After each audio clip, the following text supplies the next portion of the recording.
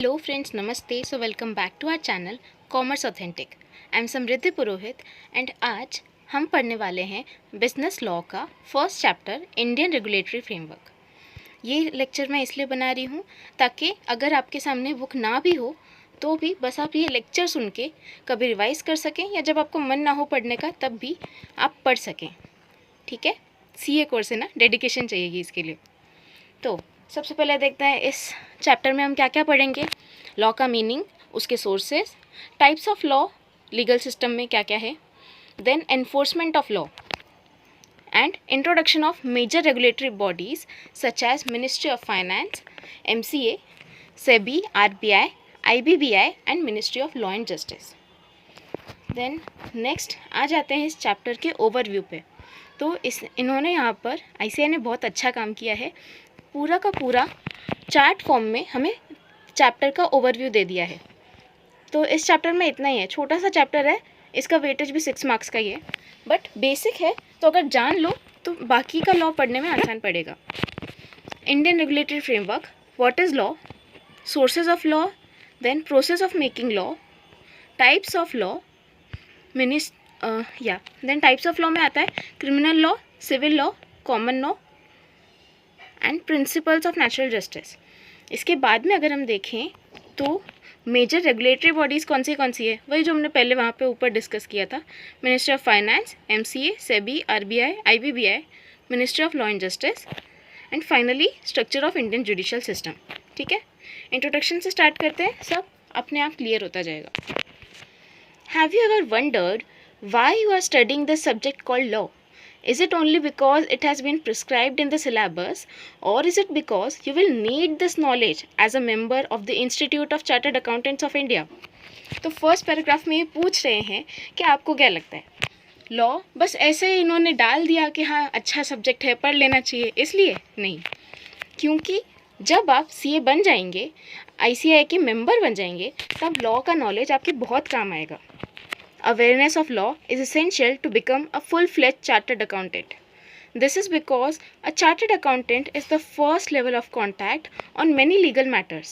आप ही सोचिए, जब कोई कंपनी की ऑडिट करता है सीए, तो उसी को पता चलता है कि यहाँ पे क्या क्या किस तरह से होता है, कंपनी की वर्किंग के बारे में पता चलता है, वो कौन सा सिस्टम फॉलो करते हैं, सारी बातें जब चार्टर्ड अकाउंटेंट को पता है तो उस पर कौन से लॉज अप्लाई होंगे वो भी तो एक चार्टर्ड अकाउंटेंट को पता होना चाहिए कि अरे कहीं ये गलती आप कर ना दें। इस बात की कम से कम उस कंपनी को खबरदारी तो चार्टर्ड अकाउंटेंट ही देगा।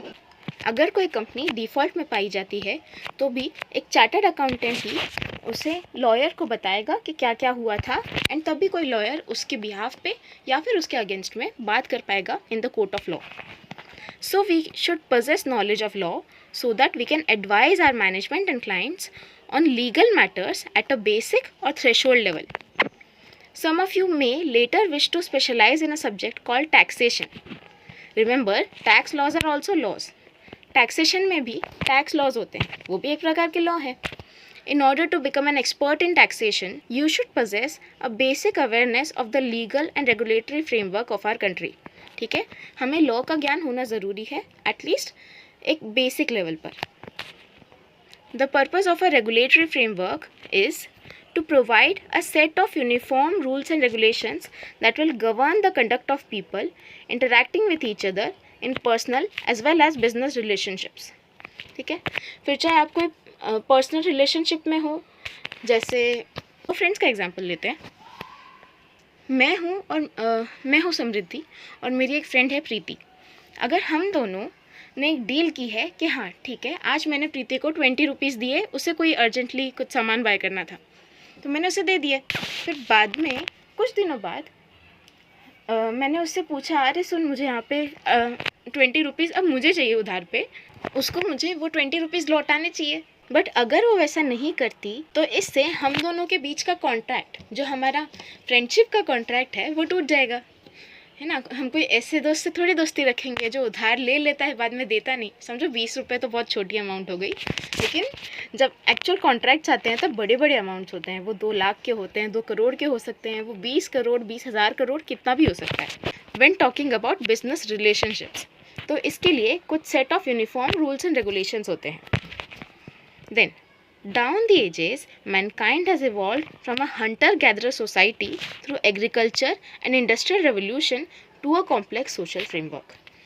पहले कैसे लोग जंगल में रहते थे, वहीं पर से फ्रूट्स इकट्ठे करते थे, जानवरों को मार के उन्हीं को खाते थे.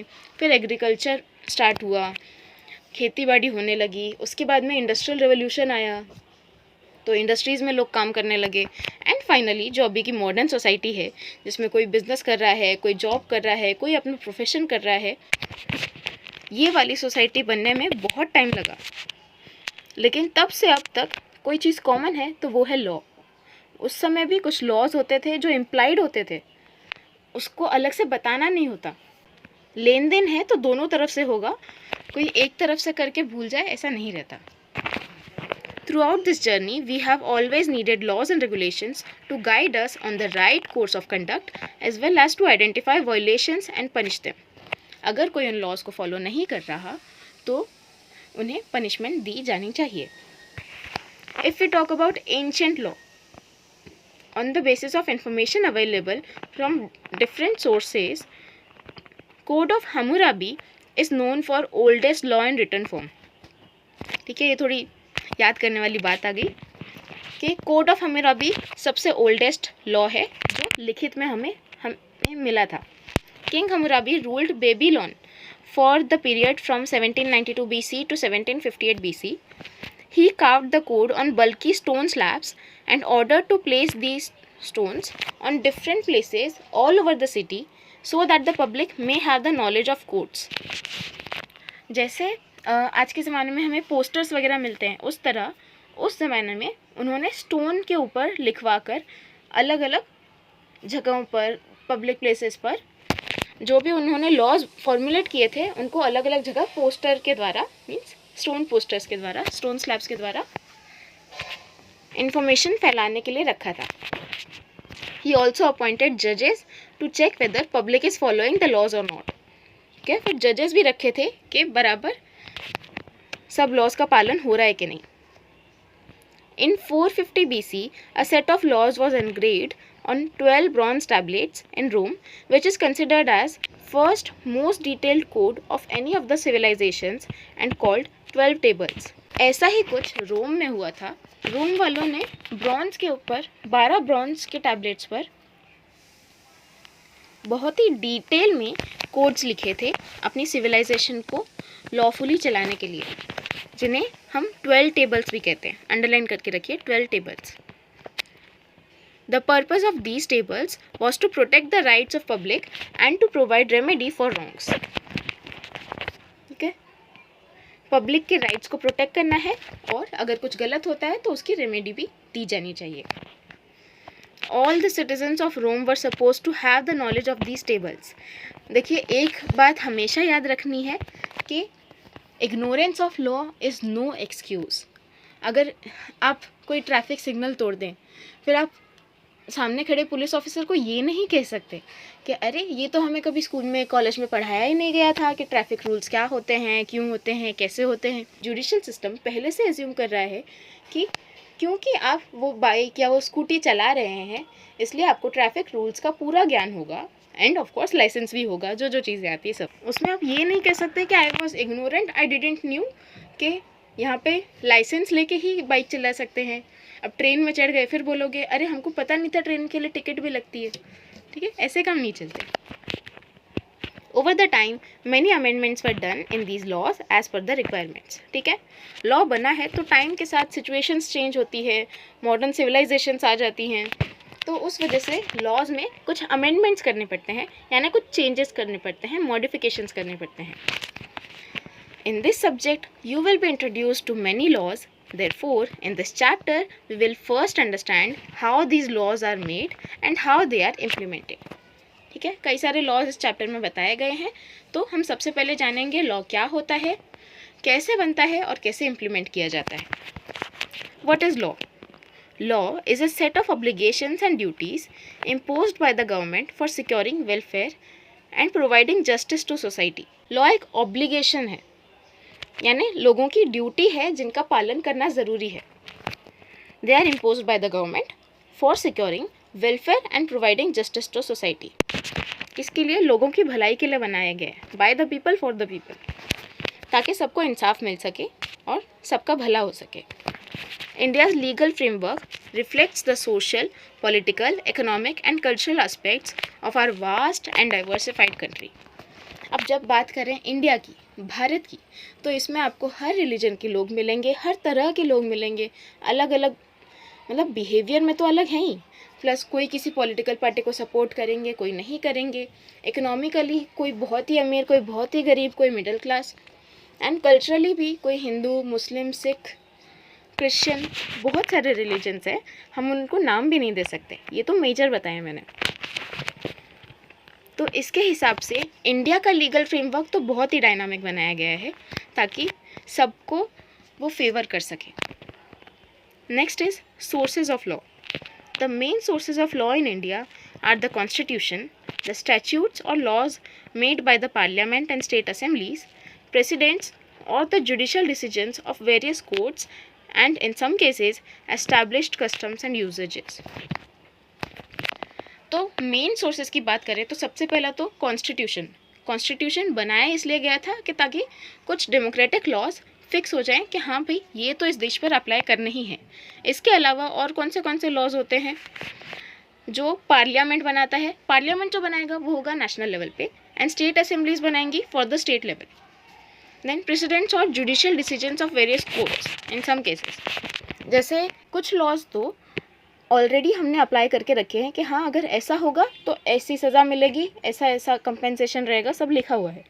लेकिन अगर कोई नया केस आता है जो गवर्नमेंट ने या जुडिशियल सिस्टम ने नहीं सोचा था, तो उस समय उस केस में जो डिसीजन उन जजेस ने मिलकर दिया था, जो भी अनोखे और नए केसेस आते हैं उनके जुडिशियल डिसीजंस को आइडियल मान के आगे फिर कभी अगर सिमिलर कोई केस आए तो उसमें उस तरह का डिसीजन लिया जाता है। You must be aware that India is a parliamentary democracy. We have a constitution which is the basis and source for all laws. सारे के सारे laws constitution पे based हैं। We elect our representatives to the parliament as well as to the legislative assemblies of various states. ठीक है, हम लोगों को पार्लियामेंट में भी अपने वोटिंग के द्वारा हम लोगों को पार्लियामेंट में भी स्थित करते हैं और स्टेट्स में भी स्थित करते हैं। These representatives of the people make laws in parliament or in the state assemblies as the case may be.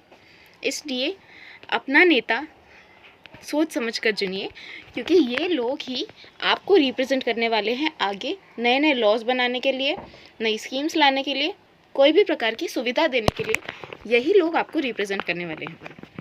So parliament is the ultimate law making body. ठीक है, फाइनली कोई भी लॉ पास होता है पार्लियामेंट में, अगर वहाँ से पास हो गया तो उस लॉ का तय है बनना। The laws passed by parliament may apply throughout all or a portion of India, whereas the laws passed by state legislatures apply only within the borders of the states concerned। ठीक है, जैसे partnership register करवाना Maharashtra government ने compulsory करवा के रखा है, तो ये लॉ बस महाराष्ट्र में ही एप्लीकेबल है। लेकिन वहीं कोई और लॉ की बात करें जैसे आईसीआई का एक्ट, तो वो पूरे इंडिया में सेम रहेगा। आईसीआई जो भी चीज़ डिक्लेयर करेगी वो पूरे इंडिया में, एंड ऑल्सो कोई फॉरेनर अगर सीए कर रहा हो तो उन पर भी सेम लॉ एप्लीकेबल रहेगा। ये वाले लॉज होते हैं पार्लियामेंट के। Then the government of India act 1935 passed by the parliament of the United Kingdom is the precursor for the constitution of India. ठीक है, जो government of India act Britishers ने बनाया था 1935 में, उस पर ही बेस्ड है हमारा नया constitution. It defined the characteristics of the government from unitary to federal. Preamble याद है ना। Powers were distributed between centre and state to avoid any disputes. Powers को डिस्ट्रीब्यूट किया गया है नेशनल लेवल पे और स्टेट लेवल पे। In 1937, Federal Court was established and had the jurisdiction of appellate, original and advisory। ठीक है, federal court को एस्टैब्लिश किया गया और उसके 3 भाग किए गए। Powers of appellate jurisdiction extended to civil and criminal cases। Civil और क्रिमिनल केसेस के लिए appellate jurisdiction, and advisory jurisdiction was extended with the powers to federal court to advise governor general. ठीक है, गवर्नर जनरल को advice देने के लिए advisory jurisdiction रखा गया था और उसके पास में फेडरल कोर्ट की भी पावर्स थी. The federal court operated for 12 years and heard रफली 151 केसेस. ठीक है, फेडरल कोर्ट 12 साल तक चला एंड उसमें ऑलमोस्ट 151 केसेस आए. The federal court was supplanted by India's current apex court, the supreme court. अब फेडरल कोर्ट नहीं है एंड उसके बदले सुप्रीम कोर्ट है, that is the apex court of India. The constitution of India 1950 is the foremost law that deals with the framework within which our democratic system works, and our laws are made for the people by the people. ठीक है, for the people by the people. आप कभी भी किसी भी जगह law की बात आए तो लाइन्स में लिख सकते हैं. डेमोक्रेटिक सिस्टम है. सबसे पहला लॉ है कॉन्स्टिट्यूशन ऑफ इंडिया 1950, जो अमेंड किया गया था according to Indian system. The constitution also provides for and protects certain fundamental rights of citizens. जो बेसिक राइट्स है सिटीजन्स के इतने तो राइट्स होने ही चाहिए, वो सब कॉन्स्टिट्यूशन में लिखे गए हैं. It also lays down fundamental duties as well as the powers and duties of governments both central and state. ठीक है, तो कॉन्स्टिट्यूशन में क्या क्या है, एक तो सिटीज़न के राइट्स एंड उन सिटीज़न की ड्यूटीज़, साथ ही में गवर्नमेंट के राइट्स, गवर्नमेंट के पावर्स, गवर्नमेंट की ड्यूटीज़. कौन से गवर्नमेंट, दोनों, central government and state government. The laws in India are interconnected with each other, forming a hybrid legal system. ठीक है, सारे लॉज कहीं ना कहीं से इंटरकनेक्टेड हैं क्योंकि सारे के सारे एक ही जगह पे एप्लीकेबल होने वाले हैं, तो वो एक दूसरे को कॉम्प्लीमेंट तो करने ही चाहिए. The people who wrote the constitution decided to divide the law making power between the central government and the various state governments. जिन्होंने कॉन्स्टिट्यूशन लिखा उन्होंने भी यही डिसाइड किया कि सेंट्रल के पावर्स अलग होने चाहिए, स्टेट के अलग होने चाहिए, सब डिवाइडेड रहना चाहिए पहले से, ताकि बाद में कॉन्फ्लिक्ट अराइज ना हो. So the Indian constitution has 3 lists with central list, state list and joint list. इसलिए 3 लिस्ट बनाई गई, एक जो सिर्फ सेंट्रल पे एप्लीकेबल होगी, एक जो सिर्फ स्टेट गवर्नमेंट के लिए होगी और एक जो जॉइंट होगी, दोनों पे applicable. Depending on the list in which it figures, a matter would become the subject for central law or a state law. ठीक है, इन लिस्ट के हिसाब से पावर्स बांट की गई. For example, income tax is a central subject. Income tax देश भर में इनकम सब लोगों की होती है, तो ये सेंट्रल गवर्नमेंट को दिया गया. So throughout India we have only one law for income tax which is implemented by the central government through the Ministry of Finance. Ministry of finance द्वारा एक ही लॉ बनाया गया for income tax. We also have matters for which both central as well as state governments can pass laws. ठीक है, कोई matters है जिनमें दोनों भी पास कर सकते हैं, जैसे levy of stamp duty is such an example. Stamp duty कहाँ लगेगी, कितनी लगेगी, ये सेंट्रल गवर्नमेंट भी बता सकता है और स्टेट गवर्नमेंट भी बता सकता है. मोस्टली क्या होता है, सेंट्रल गवर्नमेंट मिनिमम और मैक्सिमम क्राइटेरिया बता देता है एंड उसके आगे स्टेट गवर्नमेंट अपना डिसीजंस लेता है. Now let us learn about the process of making a law. When a law is proposed in parliament, it is called a bill. ठीक है, जब पार्लियामेंट में प्रपोज किया जाता है तब वो होता है एक bill. After discussion and debate the law is passed in Lok Sabha. Parliament से शुरू होके फिर वो जाती है लोकसभा में, वहाँ से पास ऑन होके it has to be passed in Rajya Sabha.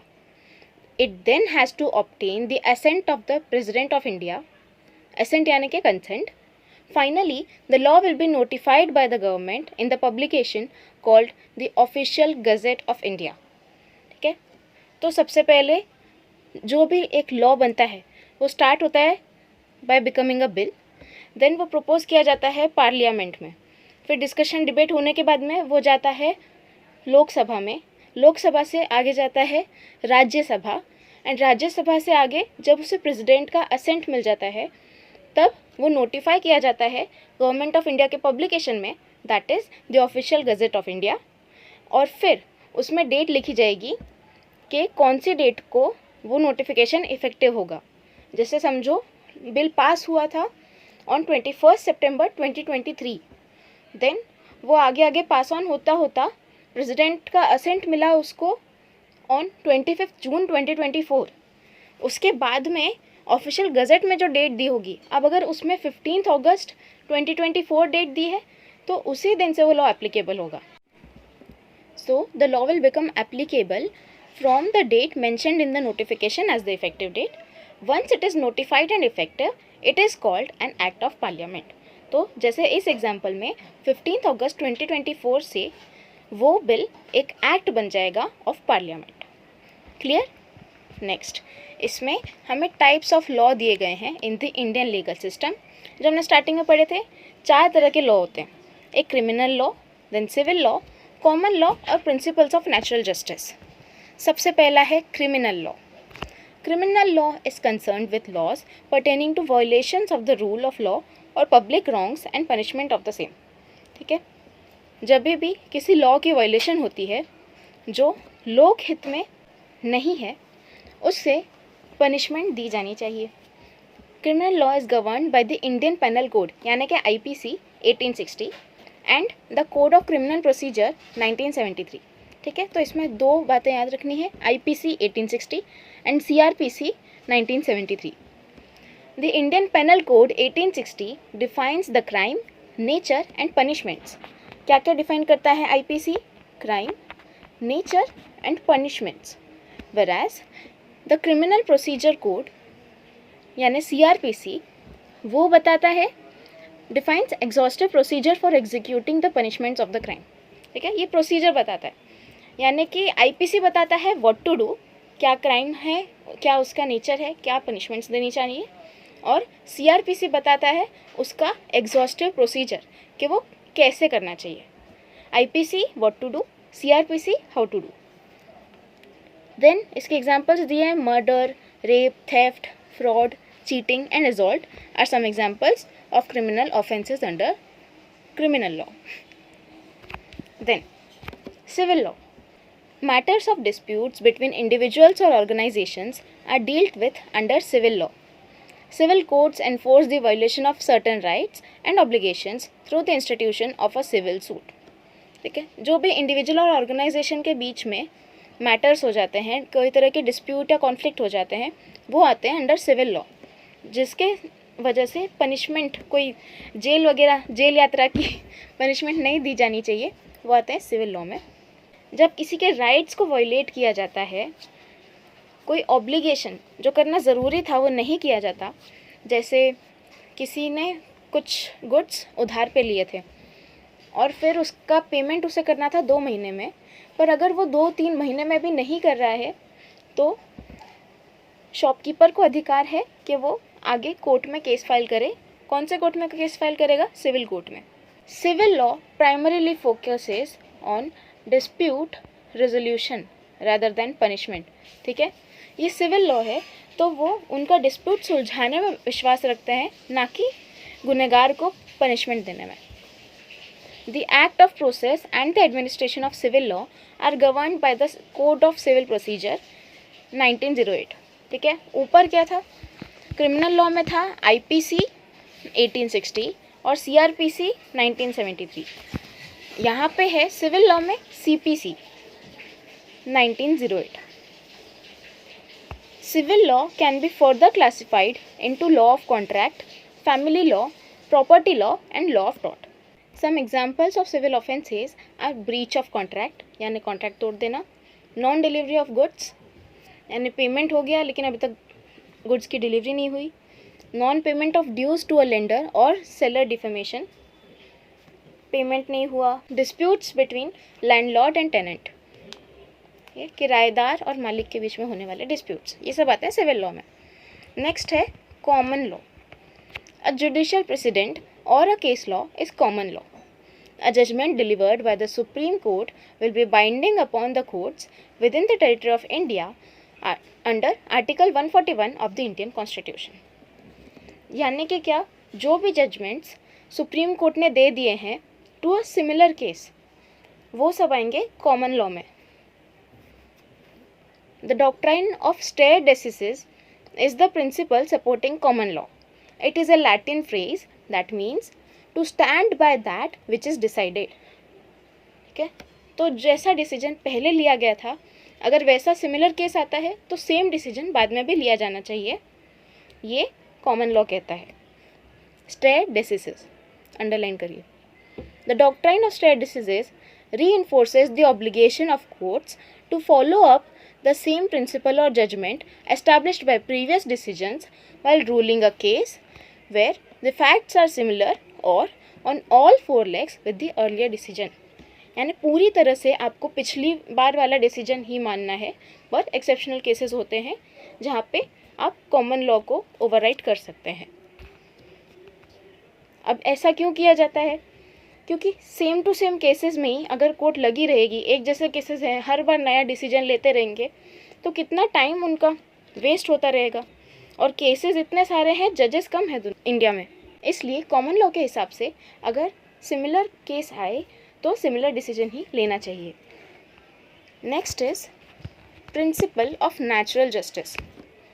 Natural justice, often known as just natural, deals with certain fundamental principles of justice going beyond written law। ठीक है, लॉ में सारी बातें लिखी नहीं जा सकती, तो जो बातें नहीं लिखी हैं वो भी, ऐसी भी कुछ बातें होनी चाहिए जो आपके पास में इम्प्लाइड हो। जैसे एग्जाम्पल के तौर पर इन्होंने दिया है nemo judex in causa sua, literally meaning no one should be made a जज in his own cause and it's a rule against prejudice. आपको पता है हर केस में दो पार्टीज इन्वॉल्व होती हैं, एक जिसने अपील की है और एक जिस पे इल्ज़ाम लगा है। तो अगर उनमें से कोई एक पार्टी को जज बनाएंगे तो ऑफकोर्स जो पार्टी को जज बनाए वो अपनी साइड लेंगे, तो ये कोई अनबायस्ड जजमेंट तो होगा नहीं। जिसको जज बनाएंगे वो खुद के ही तरफ से लड़ेगा ना, तो ये तो उसको लॉयर बना दिया हमने जज की बजाय। इसके लिए किसी को भी खुद के कॉज में जज नहीं बनाया जाता। And audi alteram partem, literally meaning hear the other party or give the other party a fair hearing. ऐसा नहीं कि आपने बस एक पक्ष को सुना एंड उसके बेसिस पे डिसीजन सुना दिया। आपने बस सुना कि एक चोर आया था, इनके घर पे चोरी करके गया था, एंड आपने चोर का पक्ष ही नहीं सुना, तो जजमेंट आपका गलत हो सकता है। अगर वो चोर बोले कि मैं तो इन्हीं के घर पे रहता हूँ, इन्हीं का किराएदार हूँ, लेकिन ये पता नहीं क्यों झूठ बोलते जा रहे हैं। जब भी कोई केस हो तब दोनों पार्टीज़ की सुननी चाहिए। And reason decision are the rules of natural justice.